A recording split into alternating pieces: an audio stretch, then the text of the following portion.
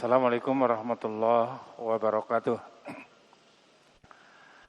Alhamdulillah hamdan katsiran thayyiban mubarakan fi kama yuhibbu rabbuna wa yarda. Asyhadu an la ilaha illallah wahdahu la syarikalah wa asyhadu anna Muhammadan abduhu wa rasuluh. Ya ayyuhalladzina amanu taqullaha haqqa tuqatih wa la tamutunna illa wa antum muslimun. Ya ayyuhan nasu taqu rabbakumul ladzi khalaqakum min nafsin wahidah wa khalaqa minha zawjaha wa bassa minhuma rijalan katsiran wa nisaa'a wattaqullaha alladzi tasaaluna bihi wal arham innallaha kana 'alaikum raqiba.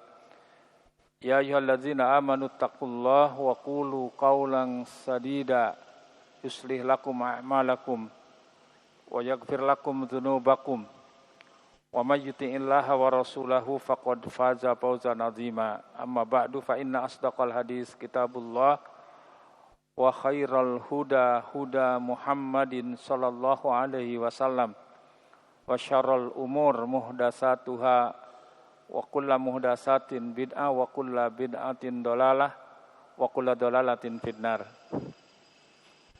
Ikhwani fiddin, ajanillah wa yakum. Alhamdulillah, kita panjatkan puji dan syukur kepada Allah Subhanahu wa taala. Semoga salawat dan salam dicurahkan kepada Nabi kita Muhammad sallallahu alaihi wasallam, pada keluarganya, sahabatnya, dan juga kepada umatnya yang setia mengikuti petunjuk beliau sampai hari kiamat kelak. Alhamdulillah, pada sore ini kita bisa melanjutkan kajian, yaitu dari kitab Minhajul Muslim karya Fadilatul Syekh Abu Bakar Jabir Al-Jazairi rahimahullahu ta'ala, yaitu bab adab. Ya. Sekarang adalah pasal yang ke-6, yakni poin adab-adab dan hak-hak sesama muslim. Ya. Ini tentu saja merupakan konsekuensi daripada manusia sebagai makhluk sosial. Tentu mau tidak mau harus interaksi dengan manusia yang lainnya. Ya, dan ini juga merupakan jalan keselamatan. Ya, di samping hubungan dengan Allah Subhanahu wa taala juga hubungan sesama manusia. Apakah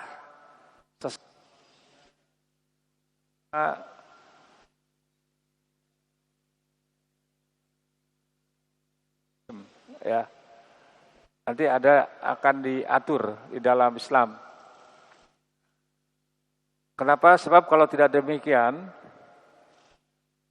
manusia termasuk kita dan saya tidak akan bisa lepas dari berbagai macam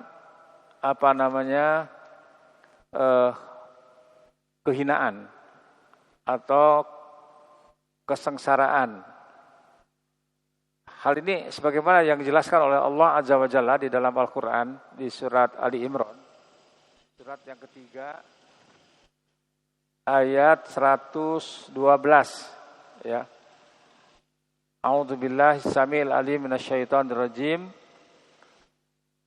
Duribat alaihi mudhillatu aina ma suqifu illa bihabli minallah wa habli minan nas. Ila akhiril ayah. Mereka akan diliputi kehinaan di mana saja mereka berada. Jadi aina masukifu, di mana saja, kapan saja mereka berada, manusia berada, illa bihabli minallah wa habli minan nas. Kecuali jika mereka berpegang kepada tali Allah Tali Allah itu agama Allah. Ya, yang membentang dari langit ke bumi, karena agama Allah diwahyukan dari langit kemudian diturunkan ke bumi kepada para nabi dan rasul, ya, melalui malaikat. Ya, ada juga yang langsung. Di mana saja mereka berada, kecuali tadi yang berpegang kepada tali atau agama Allah dan tali atau perjanjian dengan sesama manusia. Di kita bicara tentang adab, ya, dan hak-hak sesama muslim ini adalah merupakan kewajiban dan juga sekaligus kebutuhan kita. Ya, dikatakan kewajiban agar kita bisa melaksanakan apa yang diperintahkan oleh Allah Subhanahu wa taala dan juga Rasulullah sallallahu alaihi wasallam. Dikatakan kebutuhan, ya, agar kita selamat.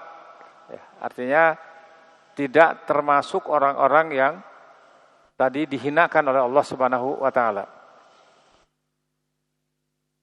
Nah, di sini juga disebutkan bahwa seorang muslim yakin, ya, bahwa saudaranya mempunyai hak-hak dan adab-adab yang harus dipenuhi. Maka ia berkewajiban menjalankan dan melaksanakannya terhadap saudaranya sesama muslim dan meyakini bahwa ini merupakan ibadah kepada Allah dan juga untuk mendekatkan diri kepada Allah. Jadi artinya adab akhlak atau interaksi yang syar'i itu bukan hanya pergaulan biasa, tetapi juga ibadah. Ibadah kepada Allah Subhanahu wa taala. Ya, umpamanya ketika kita silaturahmi, kemudian menengok orang sakit, mengantar jenazah, menyolatkan jenazah dan lain sebagainya, itu adalah juga ibadah kepada Allah Subhanahu wa taala.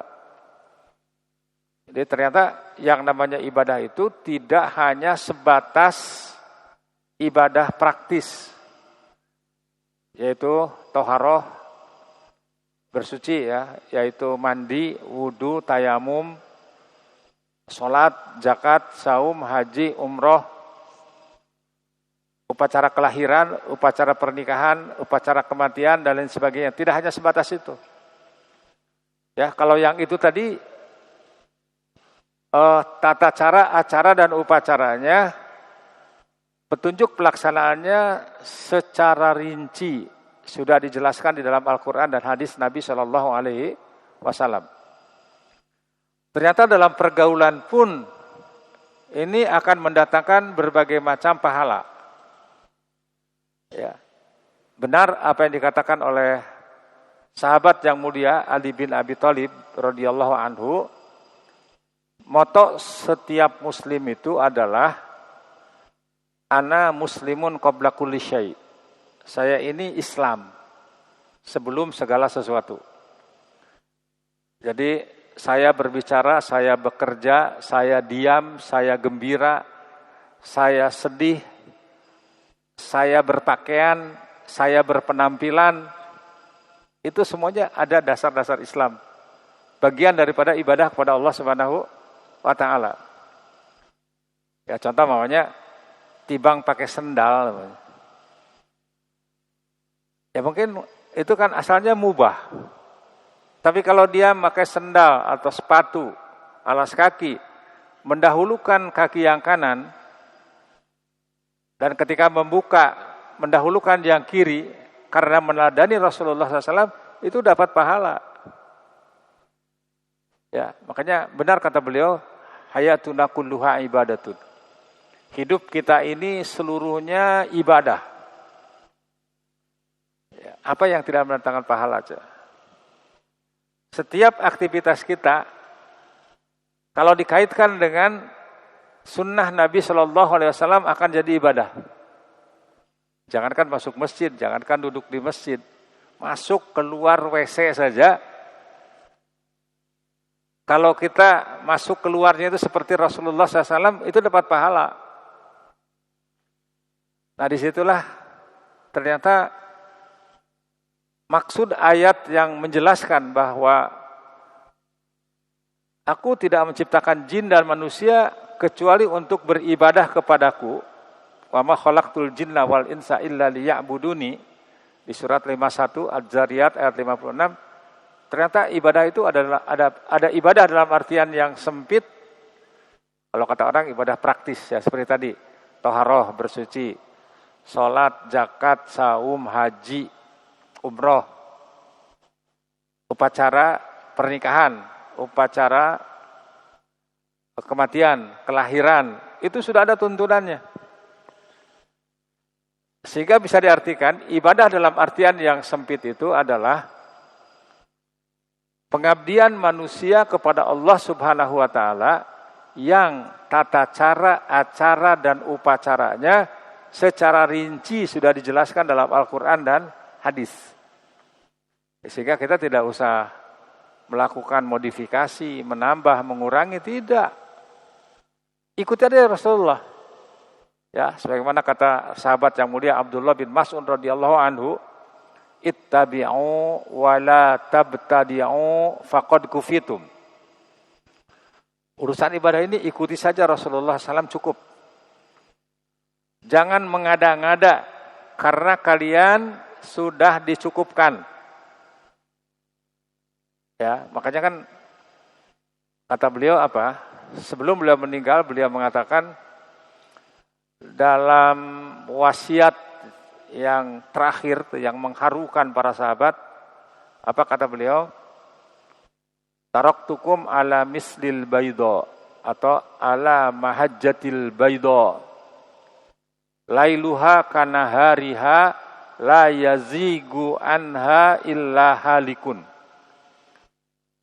Aku telah meninggalkan kalian dalam keadaan yang terang benderang, dalam manhaj, sistem yang terang benderang, yang jelas, sehingga antara siang dan malam tidak ada bedanya. Barang siapa yang menyimpang dari petunjuk aku, dari petunjuk Rasulullah SAW, maka dia akan celaka. Ya, jadi urusan ibadah itu cukupkan saja. Luruskan niat, dasari dengan iman, luruskan niat, kemudian praktekkan sebagaimana praktek Rasulullah Shallallahu Alaihi Wasallam. Ternyata bukan hanya itu, dalam kehidupan sehari-hari termasuk hubungan antar sesama Muslim dan manusia juga akan mendapatkan pahala.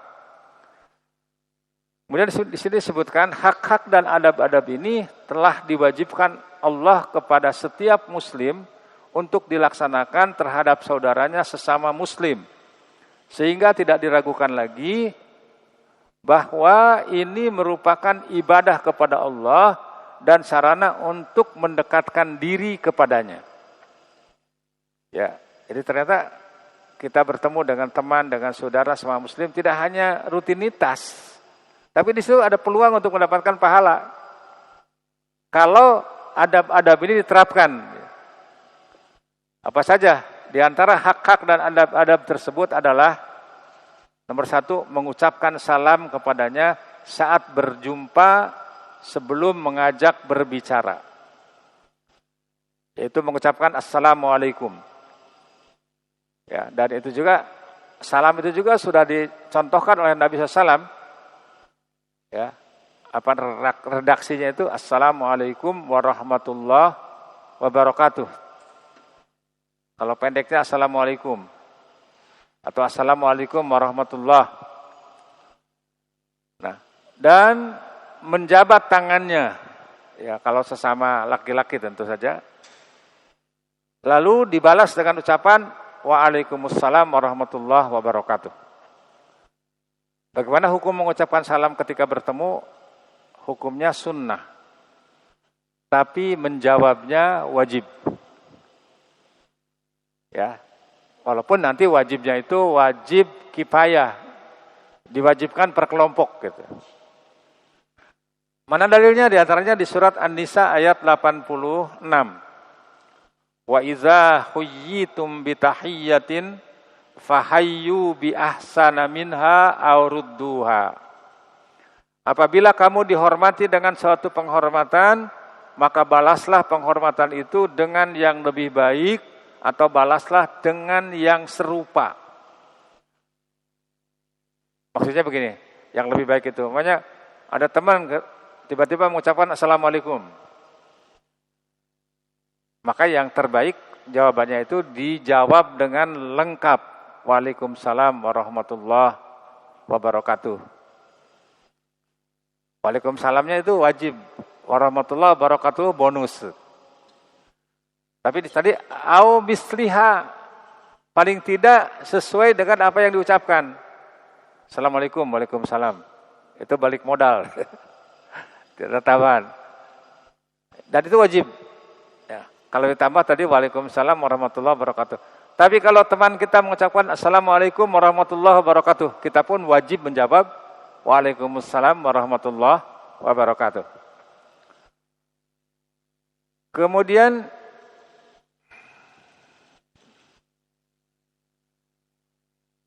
Rasulullah SAW juga bersabda dalam hadis yang diriwayatkan oleh Imam Bukhari dan Muslim. Ini siapa yang harus lebih dulu mengucapkan salam?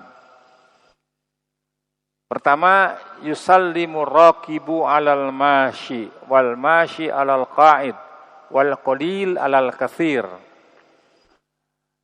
Hendaklah yang berkendaraan mengucapkan salam kepada yang berjalan kaki. Kan masuk akal kan? Kalau yang jalan kaki harus mengucapkan salam kepada yang berkendaraan, repot itu. Ya, yang berkendaraan, yang naik motor, naik mobil, kalau naik pesawat kan kayak direm dulu, assalamualaikum. Kemudian wal masyi alal qaid, yang berjalan kaki kepada yang duduk. Ada orang sedang duduk-duduk kita lewat. Yang lewat itu yang harus mengucapkan salam.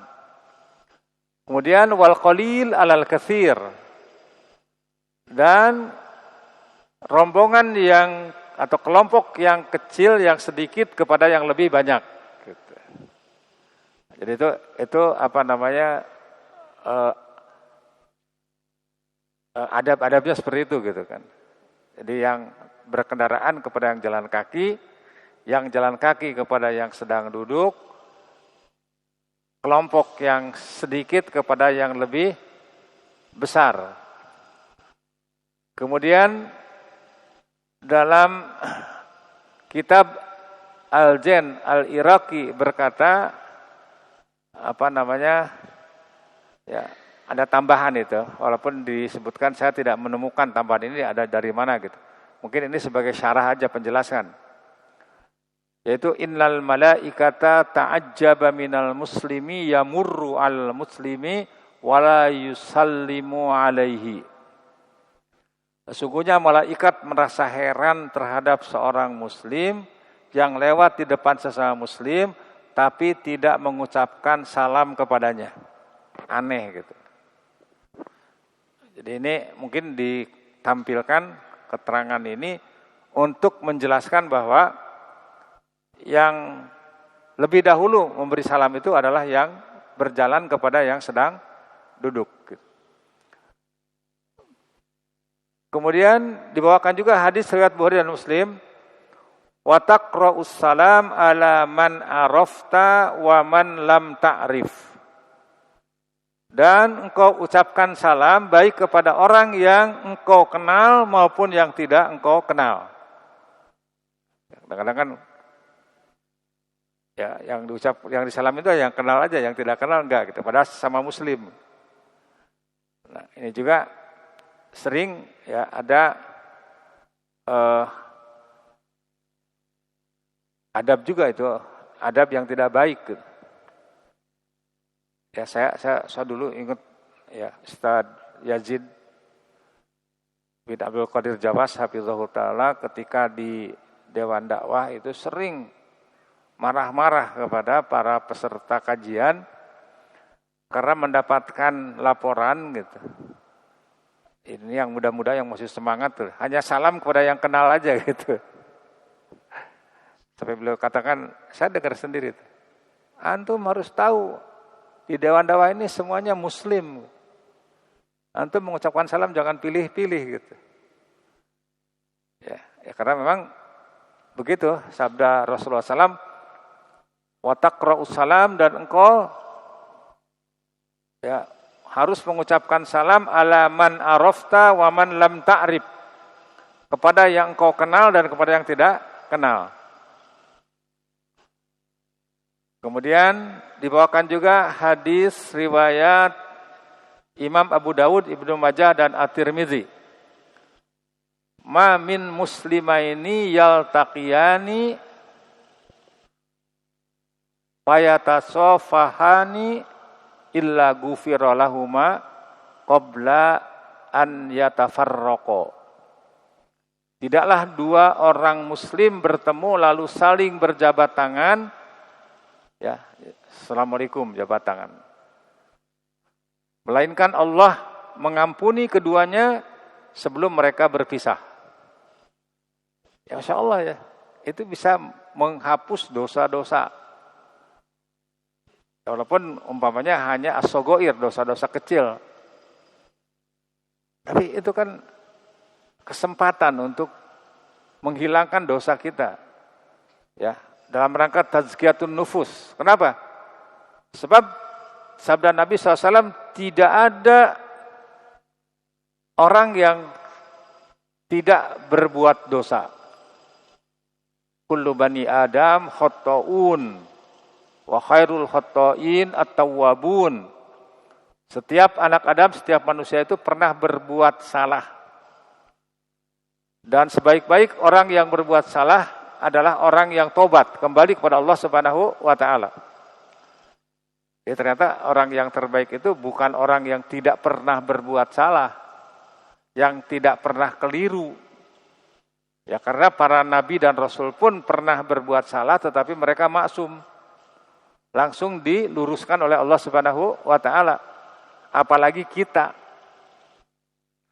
Dan yang terbaik itu adalah orang-orang yang menyadari kesalahannya kemudian tobat kepada Allah Subhanahu wa taala. Kemudian beliau membawakan hadis riwayat Imam At-Tabrani. Ya, ini juga diantara yang dijadikan alasan kenapa sebelum khutbah atau sebelum memberi tausiah mengucapkan salam. Sebab ada sekelompok kaum muslimin yang juga mengaku berdasar Quran dan Sunnah yang mengatakan salam sebelum khutbah itu bid'ah. Karena Rasulullah SAW memulai khutbah itu dengan hamdalah. Innal hamdalillah nahmaduhu dan seterusnya gitu. Tetapi Syekh Abu Bakar Jabir Al-Jazairi dan juga termasuk Syekh Salim bin Id Al-Khilali hafizahullah ta'ala, salah seorang ulama besar di Yordan, di Amman, Yordania. Gak apa-apa, mungkin berdasarkan hadis ini. Man bada'a bil kalam qabla salam fala tujibuhu hatta yabda'u bis salam. Barang siapa yang memulai dengan obrolan sebelum mengucapkan salam, maka janganlah kalian menanggapinya sampai ia memulai dengan salam. Sehingga Syekh Salim itu kata salah seorang ustadz dulu, rahimahullahu ta'ala, saya ingat ngobrol sama Ustadz Abdul Hakim bin Amir Abdad. Ustadz, ada dalilnya. Syekh Salim bin Id Al-Hilali itu membuat satu judul dalam pembahasan itu As-salam qoblal kalam. Mengucapkan salam dulu sebelum berbicara. Mungkin berdasarkan di sini. Tapi kata Ustaz Hakim waktu itu, ya apa Anda belum membaca kitabnya gitu. Dan itu yang nyampaikan itu salah seorang Ustaz junior. Tapi qadarullah ma syafa'al, beliau sudah wafat.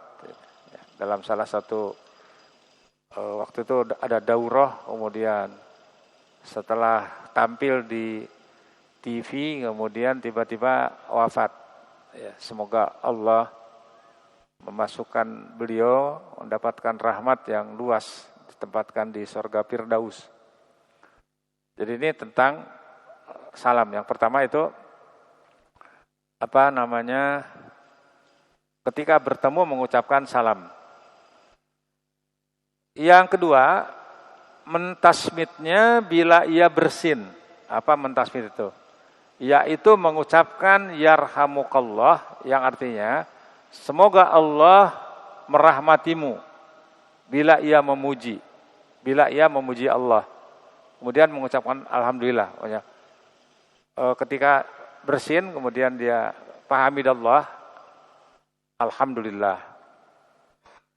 Apakah diteruskan hirabil alamin? Ada khilaf di kalangan para ulama. Tapi yang arjah itu cukup alhamdulillah aja. Ya. Hajas alhamdulillah. Kemudian yang mendengar itu mentasmit, menjawab yarhamukallah, semoga Allah merahmatimu. Kemudian yang bersin mendoakan lagi, yahdikumullah wa yuslih balakum, semoga Allah memberikan petunjuk kepadamu dan menyelesaikan segala persoalanmu. Ya, ternyata indah sekali ya. Benar. Shadaqallah bahwa Islam itu rahmatan lil alamin. Dari bersin saja itu sudah saling mendoakan. Ya, saya ingat dulu mungkin 30-40 tahun yang lalu itu ada cerita. Dulu kan yang begini-begini aneh dulu. Orang mengucapkan salam aja dulu aneh. Tahun 70-80-an itu aneh. Ya. Ketemu dengan teman di stasiun Bewos tuh. Assalamualaikum, kaget dia. Walaupun jawab pelan gitu, salam. Sekarang enggak. Ya, ada cerita itu naik kereta dari Jakarta ke Surabaya. Di depan ada yang bersin. Kata yang bersin alhamdulillah. Tiba-tiba dari belakang ada yang jawab yarhamukallah. Kemudian dijawab lagi oleh yang bersin, yahdikumullah wa yuslih balakum. Akhirnya itu dari interaksi itu gitu, sehingga penasaran ini orang dari mana gitu. Sehingga nanya mau kemana, tinggal di mana, sampai punya anak berapa gitu. Rupanya yang satu punya anak perempuan, yang satu lagi punya anak laki-laki gitu. Sampai besanan itu. Itu dari bersin aja. Ya. Ini satu kejadian. Ya, Masya Allah. Ya, jadi makanya apa yang disampaikan oleh Rasulullah SAW itu pasti benar. Ya, pantas ya.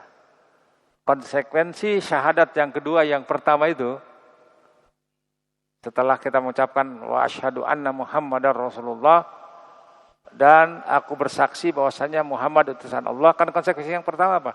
Tasdiquhu fima akhbar. Membenarkan apa yang dikabarkan oleh Nabi Shallallahu Alaihi Wasallam. Coba lakukan aja. Ya, kadang-kadang dalam kehidupan sehari-hari itu, oh iya. Kalau kita melaksanakan, ada aja tuh. Ya, contohnya saya ingat tuh dulu. Cari kursi sofa buat di rumah. Sampai di sana di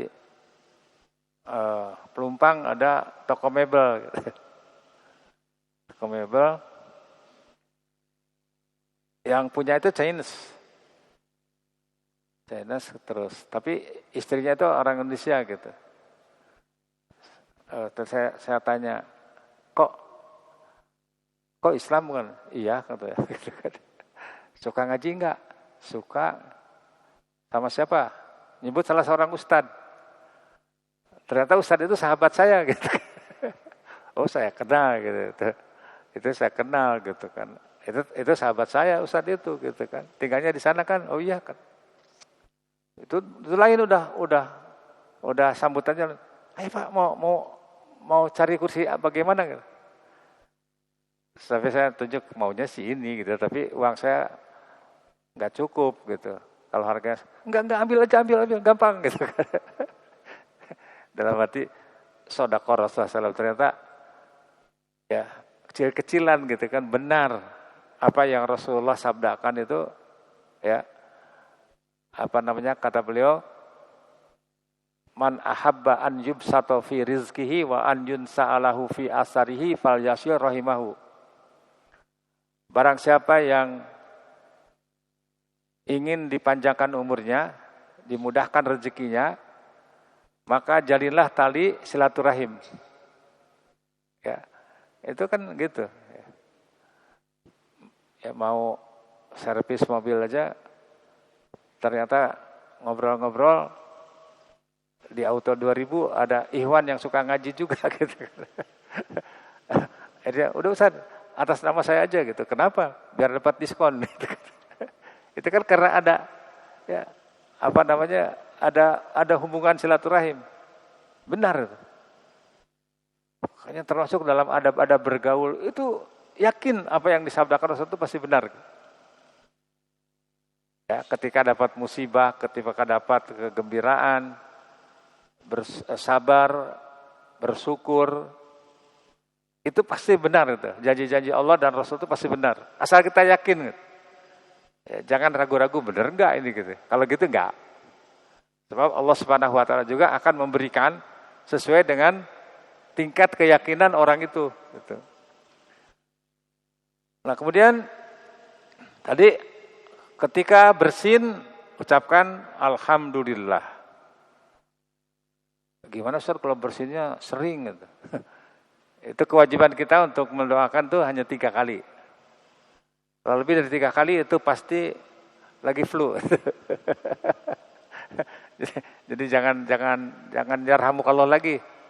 Kalau keempatnya syafaqallah. Ya, semoga Allah menyembuhkan kamu gitu kan. Jadi ucapkan yang bersin alhamdulillah, yang mendengar yarhamukallah. Ya alhamdulillah kita tahu segala puji bagi Allah, yarhamukallah, doa itu. Semoga Allah merahmati, menyayangi kamu. Yang bersin mendoakan lagi yahdikumullah wa yuslih balakum. Semoga Allah menunjukimu, memberikan hidayah kepadamu dan memperbaiki keadaanmu. Hal ini berdasarkan sabda Nabi SAW dalam hadis yang diriwayatkan oleh Imam Bukhari, "Idza atasa ahadukum falyakul alhamdulillah wal yakul lahu akhuhu yarhamukallah. Fa idza qala lahu yarhamukallah falyakul lahu yahdikumullah wa yuslih balakum." Apabila seseorang di antara kalian bersin, hendaklah ia mengucapkan segala puji bagi Allah, dan hendaklah saudaranya mengucapkan semoga Allah merahmatimu, ya, kepadanya, semoga Allah merahmatimu. Jika diucapkan kepadanya yarhamukallah, hendaklah ia mengucapkan yahdikumullah wa yuslih balakum. Semoga Allah menunjukkanmu, memberikan petunjuk padamu dan memperbaiki keadaanmu. Kalau kita sedang ada masalah, ada problem, doa saudara kita itu dikabulkan, wah itu rezeki itu. Ya. Abu Hurairah mengatakan apabila Rasulullah SAW bersin, beliau menutupkan tangannya atau ujung bajunya pada mulutnya dan merendahkan suaranya. Jangan dikencengin malah. Ya, kalau bersin itu dikenceng-kencengin. Itu harus ditutup gitu kan. Apa namanya, ditahan. Ya. Ya, demikian juga ketika menguap, tasaub. Cuman sabda Rasulullah kalau bersin itu rahmat dari Allah Subhanahu wa taala, kalau menguap itu dari setan. Gitu. Tapi sama tuh ketika menguap juga, idza tasa'aba ahadukum falyadha yadahu ala fihi. Apabila menguap seseorang di antara kalian, maka letakkanlah tangannya di mulutnya, ditutup gitu. Ya, jangan sampai nanti ketika menguap ada kecoa masuk. Jadi harus itu di antara adabnya nanti. Poin yang ketiga, adab sesama muslim ini adalah menjenguknya bila ia sakit dan memohonkan kesembuhan baginya. Hal ini berdasarkan sabda Nabi SAW, hakul muslim alal muslim khomsun. Ada yang khomsun, ada yang situn ya. Di sini yang 5 ini, ada juga yang 6. Apa saja yang 5 itu? Pertama, raddus salam wa iyadatul marid wattiba'ul janaiz ya. Wa ijabatud da'wati wa tasmitul atish. Hak seorang muslim terhadap muslim yang lainnya ada 5. 1, membalas salam. Tadi wajib ya. Yang kedua, menjenguk orang yang sakit. Ya, ini juga maaf. Ada maaf.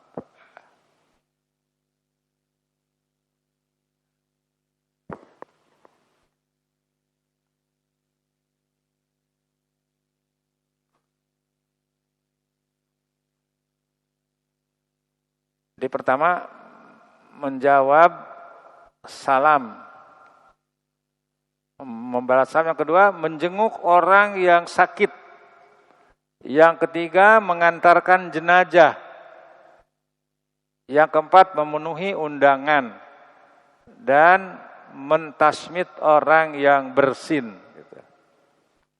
Maaf, ini aja dulu ya. Kehabisan energi.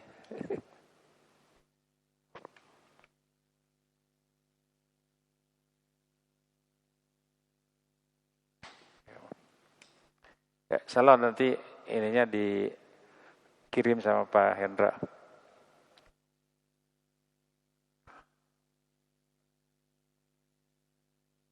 Dan berdasarkan ucapan Al-Bara bin Ajib radhiyallahu anhu, Rasulullah sallallahu alaihi wasallam memerintahkan kami untuk menjenguk yang sakit, mengantarkan jenazah, mentasmid, tadi menjawab orang yang bersin, melaksanakan tuntutan sumpahnya, menolong yang teraniaya, memenuhi undangan dan menyebarkan salam.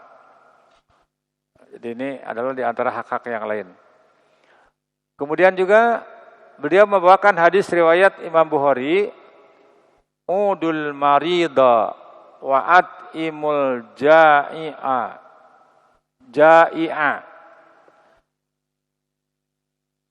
wa fukul ani al asir. Jenguklah orang yang sakit, berilah makanan kepada yang lapar dan bebaskanlah tawanan. Hadis riwayat Imam Bukhari. Juga berdasarkan ucapan Aisyah radhiyallahu anha bahwa apabila Nabi menjenguk keluarga yang sakit, beliau mengusapkan tangan kanannya sambil mengucapkan itu Allahumma rabban nas adhibil ba'sa ishfi wa anta syafi la syifa illa syifauka la yugadiru sakoma. Maghrib jam berapa? 5. Yang artinya, ya Allah, Rabb sekalian manusia,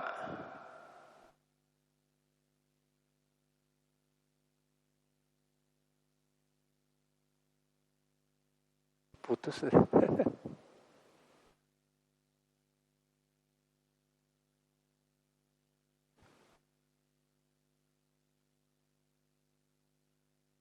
Sembuhkanlah wa anta syafi, karena engkau adalah zat yang menyembuhkan, la syifa illa syifauka, tidak ada kesembuhan kecuali kesembuhan darimu, la yugadiru sakoma, dan juga tidak menyisakan penyakit yang lainnya. Jadi ini adalah di antara hadis-hadis yang menjelaskan tentang hak-hak seorang muslim yang lainnya.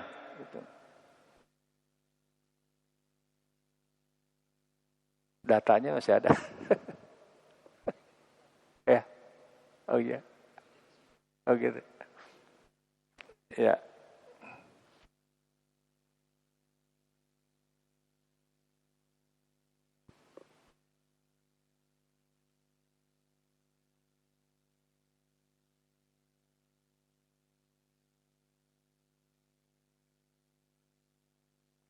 Ada yang bisa bantu ini nggak? Buat tethering iPhone. Tethering ke sini. Ini maaf, ini handphone baru, pelajarannya belum tamat. Yang pakai iPhone siapa?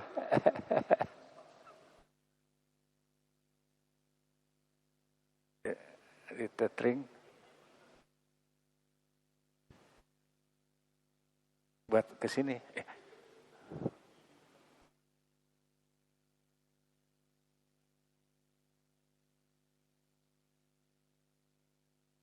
Itu ya.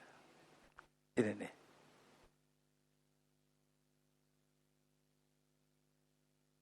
Itu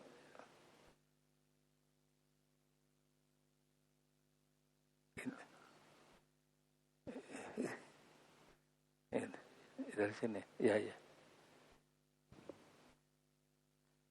Ini, nah, ini. Iya, dah.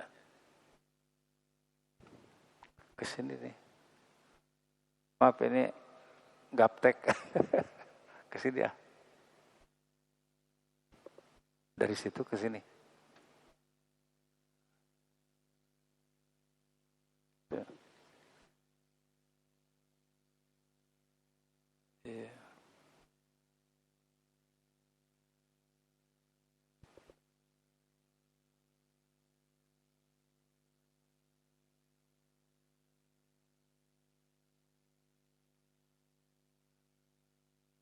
Belum. Ya boleh.